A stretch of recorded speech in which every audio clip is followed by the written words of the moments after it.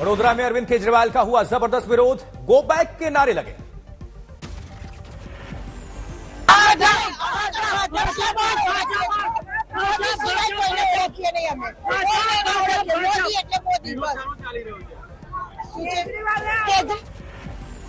केजरीवाल के वडोदरा पहुंचने से पहले मोदी मोदी की गूंज, लोगों ने जमकर की नारेबाजी।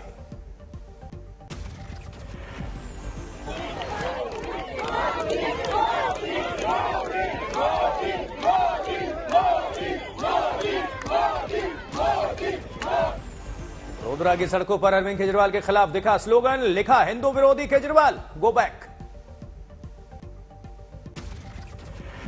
2 दिवसीय गुजरात दौरे पर हैं केजरीवाल और पंजाब के मुख्यमंत्री भगवंत मान। केजरीवाल वडोदरा में तिरंगा यात्रा में लेंगे हिस्सा, सूरत में करेंगे जनसभा।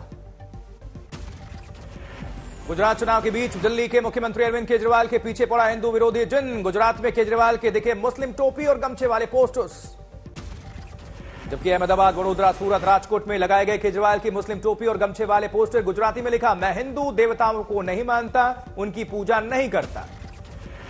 केजरीवाल के ये पोस्टर किसने लगाई ये पता नहीं, लेकिन अब आम आदमी पार्टी के कार्यकर्ता इसे हटाने में लग गए। कल बीजेपी ने दिल्ली में केजरीवाल सरकार के मंत्री राजेंद्र पाल गौतम पर लगाया था गंभीर आरोप। बीजेपी नेता हरीश खुराना ने जारी किया था एक वीडियो, मंत्री गौतम पर हिंदुओं की आस्था को ठेस पहुंचाने का आरोप है।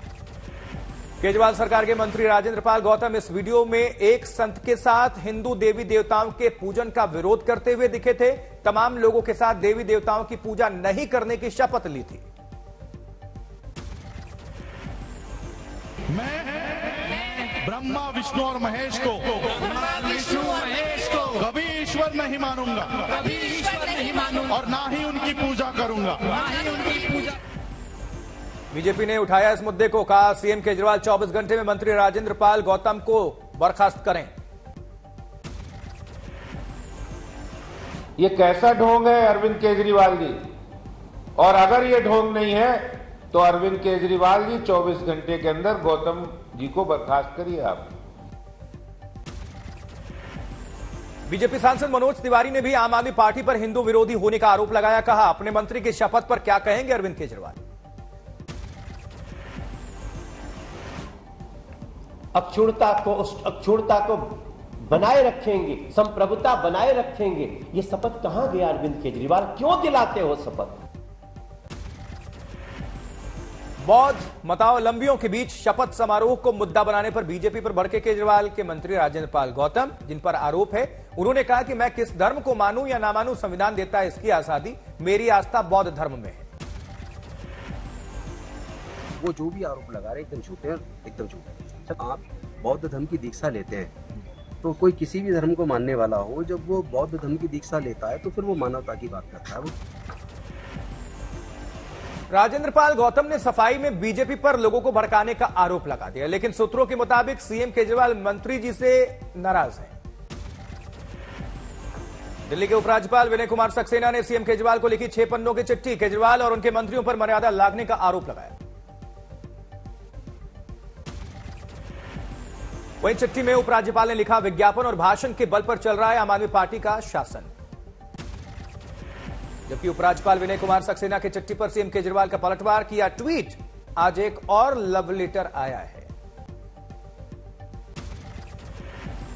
कर्नाटक के तुमकुर में राहुल गांधी ने की प्रेस कॉन्फ्रेंस, कहा सावरकर ने अंग्रेजों के लिए काम किया था, पैसे लिए थे। सावरकर को अंग्रेजों से मिलता था पैसा।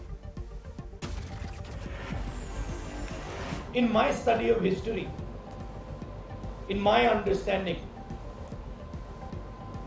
the RSS was helping the British. Savarkar used to get a stipend from the British. Rahul Gandhi ने कहा, बीजेपी का भी आजादी की लड़ाई में कोई योगदान नहीं, देश को बांट रही है बीजेपी, कांग्रेस उसे जोड़ रही है। राहुल गांधी ने कहा, मेरी यात्रा 2024 के चुनाव के लिए नहीं है, बीजेपी और संघ की फैलाई नफरत के खिलाफ है भारत जोड़ो यात्रा। वहीं राहुल गांधी ने कर्नाटक की बीजेपी सरकार पर कटमनी का आरोप लगाया, हर काम में 40% कटमनी का आरोप लगाया। जबकि राहुल ने कहा कि अडानी ने राजस्थान में विकास योजनाओं के लिए 60,000 करोड़ का प्रपोजल दिया है, राज्य का भला चाहने वाला कोई भी मुख्यमंत्री इसे ठुकरा नहीं सकता। राहुल ने कहा, अडानी का प्रपोजल अगर ये नियमों के तहत होगा तो मुझे कोई एतराज नहीं, लेकिन अगर ये नियमों के विरुद्ध होगा तो मैं इसका विरोध करूंगा। राजस्थान के मुख्यमंत्री अशोक गहलोत ने कहा है कि राजस्थान में सभी का स्वागत है, चाहे वो गौतम अडानी हो या अमित शाह के बेटे जय शाह हो। सीएम गहलोत ने कहा, कांग्रेस की सिर्फ एक मंशा और वो है राजस्थान का विकास। इस बीच नीतीश कुमार बोले हैं, प्रशांत किशोर को नहीं दिया किसी पद का ऑफर, वो खुद आकर मिले थे, मैंने नहीं बुलाया था। प्रशांत पर बीजेपी से मिले होने का आरोप भी लगाया। नीतीश ने कहा, प्रशांत किशोर जैसों का कोई भरोसा नहीं, कब किसके साथ। कहा, एक बार प्रशांत किशोर मेरे पास जेडीयू को कांग्रेस में विलय करने का ऑफर लेकर आए थे। लालू यादव पर बरसे सुशील मोदी, भ्रष्टाचार का खोला कच्चा चिट्ठा, लालू पर लिखी अपनी किताब, लालू लीला की दिखाई प्रतीक। बिहार में पिछड़ा और अति पिछड़ा के आरक्षण का मुद्दा गरमाया, सुशील मोदी ने नीतीश को बताया जिद्दी, बोले ये नीतीश के जिद का नतीजा है कि बिहार के अति पिछड़े अपने अधिकार से हो रहे वंचित।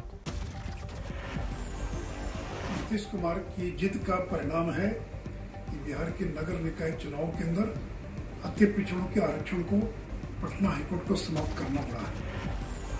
वहीं सुशील मोदी ने कहा है कि जो मुख्यमंत्री, एडवोकेट जनरल और निर्वाचन आयोग की राय नहीं मानता, उसके निर्णयों से होने वाली क्षति की भरपाई कौन करेगा।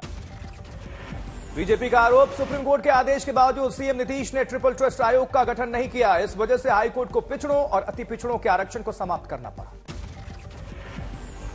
उधर बिहार में पिछड़ा और अति पिछड़ा के आरक्षण पर गरमाई सियासत को लेकर सीएम नीतीश का पलटवार, बीजेपी पर ही फोड़ा ठीकरा। अब जान लीजिए जरा सा, उस समय बीजेपी साथ था ना, अब बीजेपी के लोग भूल गए हैं कि सबसे राय लेकर के और ईबीसी का किया गया। पूर्वोत्तर के दौरे पर गृह मंत्री अमित शाह और जेपी नड्डा आज असम के गुवाहाटी पहुंचे, पूर्वोत्तर के सबसे बड़े बीजेपी दफ्तर का उद्घाटन किया है। गुवाहाटी में बोले अमित शाह, कांग्रेस ने कामाख्या भूमि को सालों तक आतंकवाद और विघटन की भूमि बनाया।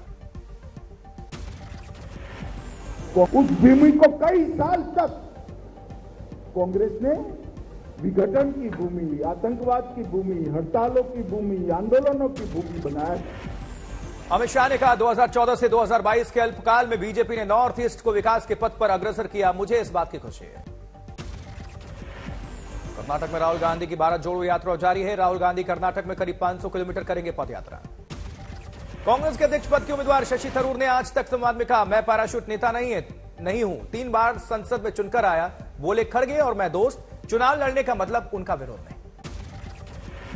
वहीं अध्यक्ष पद के चुनाव से क्या कांग्रेस में खत्म होगा हाईकमान कल्चर, आज तक के सवाल पर बोले शशि थरूर, हर किसी के कामकाज का अपना तरीका, मैं जीता तो घोषणा पत्र पर करूंगा अमल, मोदी सरकार पर किया प्रहार।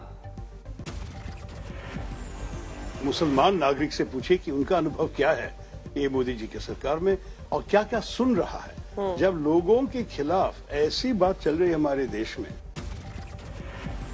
शशि थरूर ने राहुल गांधी की भारत जोड़ो यात्रा की जमकर तारीफ की है, कहा अध्यक्ष कोई भी बने राहुल की यात्रा रहेगी जारी, इससे कांग्रेस को होगा फायदा। वहीं अमित शाह ने कहा, तुष्टिकरण के लिए नहीं हटाया जाएगा अफस्पा, पूरी तरह से शांति स्थापना के बाद ही हटेगा अफस्पा कानून। मेरे को अफस्पा कब हटता है, जब शांति होती, और हम शांति भी करेंगे, अफस्पा भी हटाएंगे, मगर तुष्टिकरण के लिए नहीं हटाएंगे। गुवाहाटी में बोले बीजेपी अध्यक्ष जेपी नड्डा, देश में आज सिर्फ बीजेपी ही विचारशील पार्टी है। हमारी ही पार्टी अकेली पार्टी है जो विचारशील वैचारिक पार्टी है। नड्डा ने कभी हम बीजेपी उम्मीदवारों को जमानत बचने पर खुशी जताते थे कि आज हमारी विचारधारा से इतने लोग जुड़े, लेकिन आज बीजेपी दुनिया की सबसे बड़ी पार्टी है, ये कहा।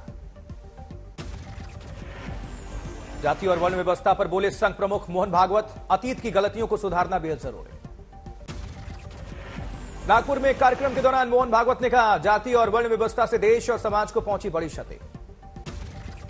आज 2 दिवसीय दौरे पर उत्तर प्रदेश। पण आज जर कोणी विचारलं की वर्ण आणि जातींबद्दल काय, तर समाजाचा विचार करणाऱ्या प्रत्येकाला हेच उत्तर द्यावं लागेल, हेच उत्तर त्यांनी दिलं पाहिजे, तरच। आज 2 दिवसीय दौरे पर यूपी के कानपुर पहुंचेंगे संघ प्रमुख। दीनदयाल सनातन धर्म स्कूल में उनके लिए बनाया गया है मंगलम भवन। जबकि कानपुर में रविवार को वाल्मीकि समाज के कार्यक्रम में हिस्सा लेंगे मोहन भागवत। संघ प्रमुख के इस दौरे को यूपी में 2024 की तैयारी माना जा रहा है। भारतीय वायुसेना आज मना रही है एयरफोर्स डे। पहली बार चंडीगढ़ में आयोजन हो रहा है। वायुसेना का यह 90वां स्थापना दिवस है। एयरफोर्स के शूरवीरों का जबरदस्त पराक्रम। चंडीगढ़ में एयरफोर्स डे समारोह में मौजूद रहेंगी राष्ट्रपति द्रौपदी मुर्मू, रक्षा मंत्री राजनाथ सिंह की भी मौजूदगी। चंडीगढ़ में सुखना लेक के करीब होगा एयरफोर्स डे का आयोजन। आसमान में फाइटर जेट्स की गर्जना। एयरफोर्स डे में पहली बार उड़ान भरेगा स्वदेशी लाइट कॉम्बैट हेलीकॉप्टर प्रचंड। वायु सैनिकों को मिलेगी कॉम्बैट की नई यूनिफॉर्म। बांग्लादेश में फिर कट्टरपंथियों ने हिंदुओं की आस्था के साथ खिलवाड़ किया है। मंदिर में हुई तोड़फोड़। शुक्रवार को कट्टरपंथियों ने काली मंदिर में घुसकर मूर्तियां तोड़ी। मूर्तियों के सिर आधा किलोमीटर दूर ले जाकर फेंका। बांग्लादेश के झोनेदाह जिले की दौतिया गांव की घटना है। आधी रात को काली मंदिर में अचानक घुसे थे अराजक तत्व। ब्रिटिश काल का ये बताया जा रहा है काली मंदिर। तोड़फोड़ के बाद अभी तक किसी की गिरफ्तारी नहीं। मंदिर में तोड़फोड़ की तफ्तीश में जुटी है पुलिस। हिंदुओं में बहुत रोष। नापाक इरादों से बाज नहीं आ रहा है पाकिस्तान। तटरक्षक बल और एटीएस ने गुजरात के तटीय क्षेत्र में पाकिस्तानी नौका से लगभग 50 किलोग्राम हेरोइन जब्त की है। पाकिस्तानी नौका से जब्त की गई हेरोइन की कीमत लगभग 360 करोड़ रुपए आकी जा रही है। 6 नावे गिरफ्तार किए गए हैं। पंजाब में ड्रोन के जरिए हो रही हथियारों की तस्करी पर भी शिकंजा कसा है। भारी मात्रा में हथियार और कैश बरामद। रूसी राष्ट्रपति व्लादिमीर पुतिन के जन्मदिन के एक दिन बाद रूस को लगा बड़ा झटका। क्रीमिया का पुल हुआ जलकर खाक। क्रीमिया के पुल से गुजरती एक कार्गो ट्रेन में आग लग गई। पुल पर आवागमन रोका गया। यह हादसा है या यूक्रेन का हमला अभी तक साफ नहीं है।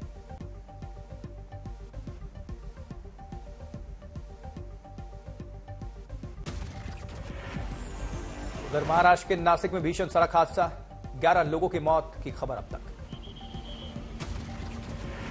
11 मृतकों में पुरुष और महिलाओं के साथ एक बच्चा भी शामिल है। लग्जरी बस की ट्रक से हो गई थी टक्कर। हादसे के बाद बस में आग लग गई। एक टेम्पो भी पलटा। बस में आग लगने की वजह से फंस गए मुसाफिर। 21 यात्री जख्मी। अस्पताल में इलाज जारी। घायलों को नजदीकी अस्पताल में भर्ती कराया गया। मृतक को वो इस कदर जल गए हैं कि उनकी शिनाख्त करना भी मुश्किल हो रहा है। औरंगाबाद से नासिक आ रही थी ये बस। इसी दौरान नासिक औरंगाबाद हाईवे पर यह हादसा हो गया।